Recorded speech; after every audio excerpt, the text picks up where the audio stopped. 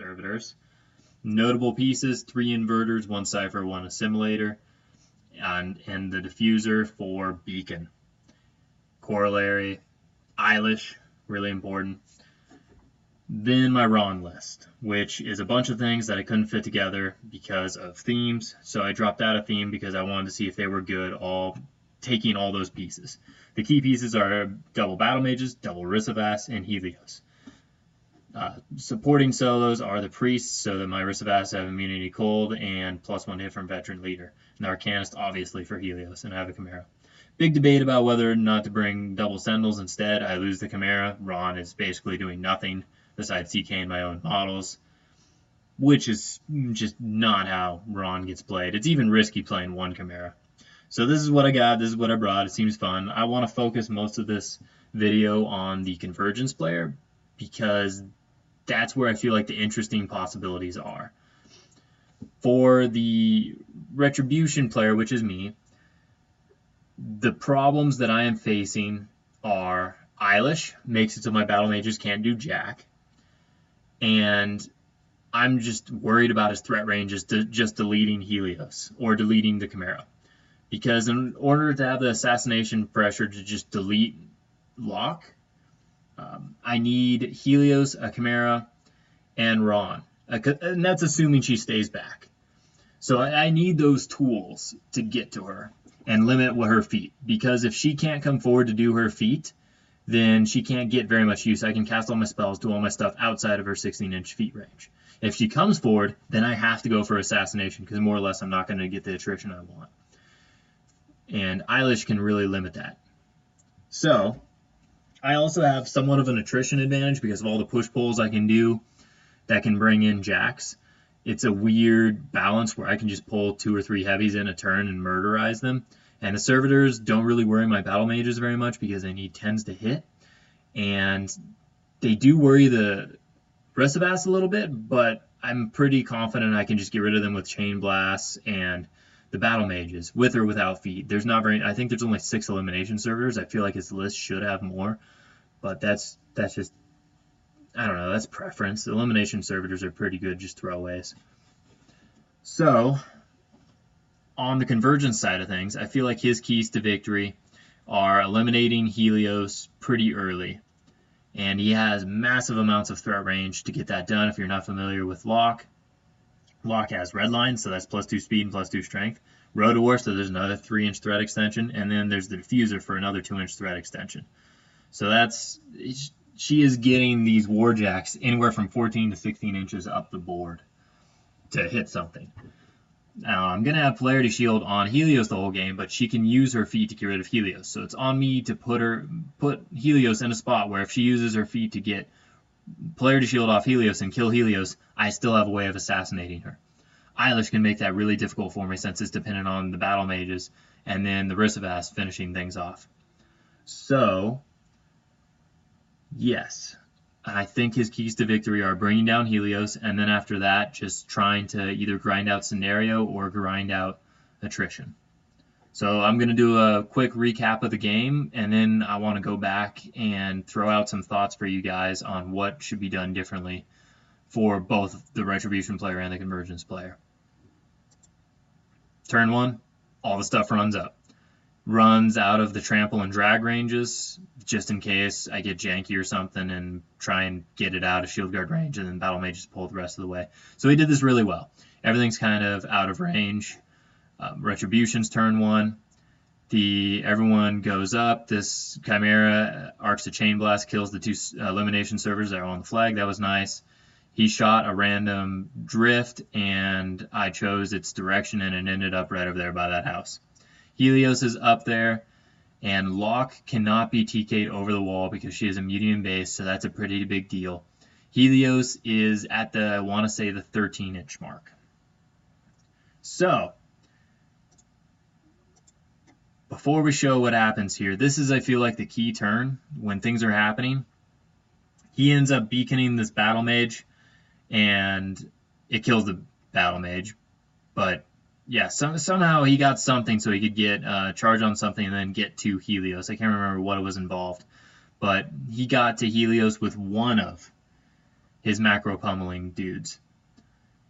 And besides that, he put a ground pounder out, killed a couple of ryssovass, moved some servitors around, took some shots that didn't really matter, and kind of moved to be threatening. He did not pop feet because he felt like he was too far back and couldn't come forward, and I could just walk out of his feet range and get a lot of attrition work done. So he engineered it with Road to War and other things so that he got one inverter onto Helios, and it took all of Helios' shields down and half of his health, which was, or one whole side, which is about, I don't know, 70% of him. So he has 30% left. And that's what happens. This is where I think I want to talk about it. I might be wrong. This might not be the key turn that makes or breaks the game, but I feel like it is.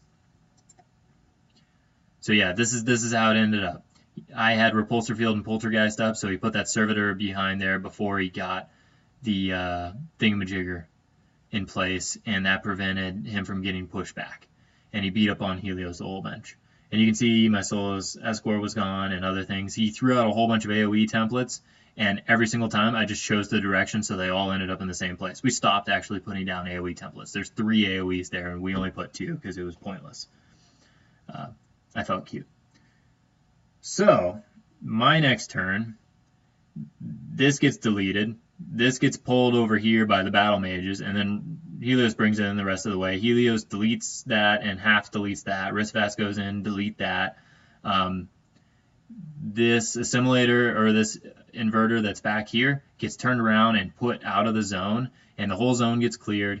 Everything over here gets cleared by a couple of ryssovass, and Priest comes up and scores this flag. In my head, I was supposed to score both these zones, but the way I did it, I didn't have a full unit in the circle, and I didn't have a jack in the square, even though I had both of them cleared. That was a dope moment. It was just kind of the way it worked out. I didn't get all my battle mages into the circle because they weren't set up correctly to get into the circle. That was just a mistake on me because I needed the pulls for the inverter. But that's, and battle mages just shot some more servitors. That was a pretty good attrition turn. 2 heavy warjacks got deleted. Helios got healed up a little bit by the arcanist. So yeah, that's where things are sitting. And so into this turn, he decides that he's going to get a heavy jack onto Helios and finish him the rest of the way. Do some jackhammers through an arc node and a whole bunch of other things. And then just kill some stuff over here. And servitors take some shots that don't really work. Yeah, he rolls really bad. He doesn't kill Helios. And this guy had to clear things out for Road to War. This guy did a ground pounder. There's one ryssovass over here that was tough to knock down. And he still hasn't, he did pop feet. Yes, this was his feet turn. So I can't assassinate Locke because she's still behind the wall. So I decided, you know what? I think I can go up enough on attrition that assassination doesn't matter. Let's try and delete all these heavies. So there's nowhere I can move Helios because he's perfectly within 16 the way this works out right now. And if I move him back at all, I'm going to take a free strike from this and just die. So Helios ends up killing this inverter and dragging this other inverter, or killing the cipher and dragging this other inverter over. But every time he boosts for the damage or to buy attacks, this inverter gets a whole bunch of the tokens, and then my ryssovass don't kill it, and there's a pile of 10 around him at the end of the turn. This assimilator gets really, really chanked up. Pretty much everything over here dies besides the galvanizer that's getting pushed out of the zone. So there's really not much left. Priest comes up and does a spray, kills 2 servitors, and that's pretty cool. So yeah, this is what it looks like after that. Like, everything is pretty much cleared out. That assimilator is on it's not in a very good position, and it's got a bunch of ryssovass in its face. And feet has been popped. And score another point. Convergence player can't score any. So yeah, Inverter finishes off Helios. Finishes off a couple of ryssovass. The game's kind of over at this point. I'm at 3 points now, but I don't have an actual way, unless I can clear out this zone, to score another point. So I try and clear out the zone, but I fail. A lot of things die. And it's 4 points. He can't see any way he can contest without just losing the model, because Rahn can go jump over onto the flag, and Rahn can also TK things out of the 4-inch area. He also doesn't see any way to score. So he calls it. And that's how that ends. Now I want to go back to, I believe it was either top of turn, bottom of turn 2 or top of turn 3. What do you guys think about this situation right here? What does the Convergence player do? Helios has Poltergeist and Repulsor field up and Polarity Shield, and is out of the 16-inch bubble of Locke unless Locke comes over the wall. And that's important for assassination. Chimera's over here behind the house, with the Solus Escort preventing any of these models from having reach to the Chimera. So, what do you guys think should be done here? Let me know. I'm kind of regretting the decision of putting the Chimera so far forward, also as a Retribution player.